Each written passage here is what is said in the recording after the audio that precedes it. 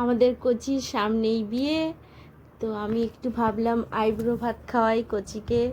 কচি আবার সবার কাছে বলে বেরিয়েছে ওনার নাকি সাত খাওয়াবো আমি, বলেছি। তাই এই যে রাত্রেবেলায় এসছেন ছাদ খেতে, উনি খুব ব্যস্ত মানুষ, খুব ব্যস্ত থাকেন, দিনের বেলায় সময় পাননি, রাত্রেবেলায় এসছেন আমার কাছে আইব্রো ভাত খেতে, ওনার ভাষায় স্বাদ খেতে। তো এই যে রাধাদি মালা আর ঘুমসি পরাচ্ছিল, মালার গিফটটা রাধাদি দেখতে পায়নি, মানে বাঁধবে যে চোখে দেখতে পাচ্ছিল না, ওই জন্য দেবু মহারাজ বেঁধে দিচ্ছিল।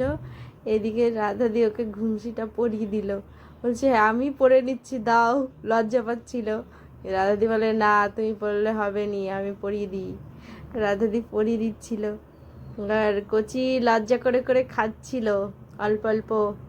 এই যে মামিমাকে ঘুম থেকে টেনে তুলে নিয়ে আসছে আশীর্বাদ করার জন্য, যে তোমার ছেলে তুমি আগে দাও তারপরে আমি দেব।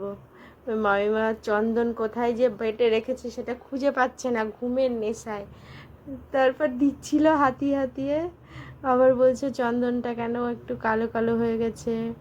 মেনুতে রেখেছিলাম পমপ্লেট মাছের ঝাল আর মুগ ডাল আর খাসির মাংস। এদিকে 5 রকম ভাজা দিতে হয়, 5 রকম মিষ্টি, আম, শশা আর মিষ্টি দই।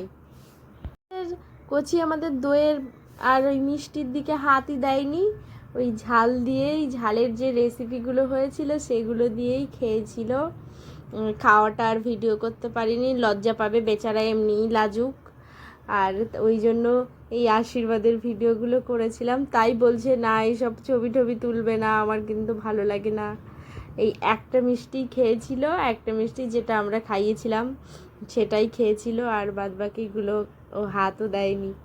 পরের দিন সকালে আমি আর আমার ছেলেই খেয়েছিলাম। এবার পালা আসছে আমার, আমিও তো কাউকে তত একটা ধান ধুপো দিই না, আমারও কেমন একটা মানে লাগে, নিজেকে অনেক সাধারণ ভাবি, অত একটা কিছু ভাবি না আহামরি। আমি নিজেকে মনে হয় যেন আমার কিছুতে কোনো দিন কি কারোর ভালো হবে, কোনো দিন কি কারোর কাজে আসবো আমি, এরকম ভাবি সব সময় আর কি নিজেকে। তবুও আমি ডেকেছি, যেহেতু আমি খাওয়াবো বলে ডেকেছি, ওই জন্য আমি ভাবলাম যে দিই, ওই জন্য আমিও দিচ্ছিলাম। আর ভিডিওটা ভালো লাগলে তোমরা লাইক করো, আমার পাশে থেকো, আমার চ্যানেলটিকে সাবস্ক্রাইব করে দিও। সবাই ভালো থেকো, সুস্থ থেকো, স্বাভাবিক থেকো।